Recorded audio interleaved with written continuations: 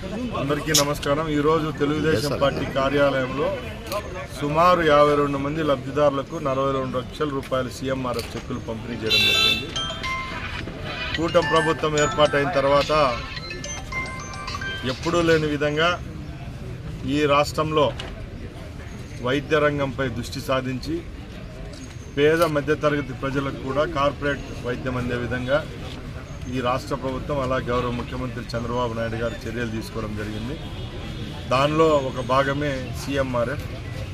ఎవరైతే పేద మధ్యతరగతి ప్రజలు ఉంటారో వాళ్ళు కూడా ఆరోగ్యాన్ని నిర్లక్ష్యం చేయకుండా ధనికులతో పాటే కార్పొరేట్ హాస్పిటళ్ళు ఏవైతే ఉన్నాయో ఈ రాష్ట్రంలో కాదు చుట్టుపక్కల ఉన్న రాష్ట్రాల్లో కూడా ట్రీట్మెంట్ తీసుకుంటే ఆ యొక్క బిల్లులు సీఎంఆర్ఎఫ్ కింద పెట్టుకున్నప్పుడు గవర్నమెంట్ తరఫున కూడా రీఇంబర్స్ చేయడం జరుగుతూ ఉంది।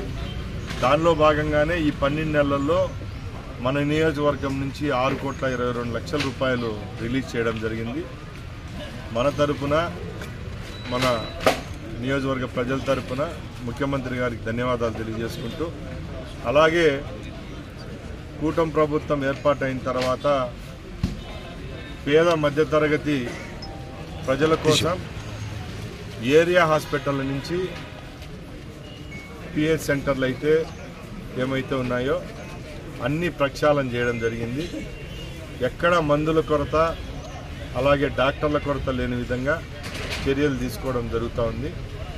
ముఖ్యంగా మన రాయచూట్లో కూడా గత 20-30 సంవత్సరాలుగా ఉన్న ఏదైతే హాస్పిటల్ 100 బెడ్లకైతే పరిమితమైతే ఈ కూటమి ప్రభుత్వం ఏర్పాటైన తర్వాత 50 బెడ్లను పెంచుతూ 150 బెడ్లుగా చేయడం జరిగింది।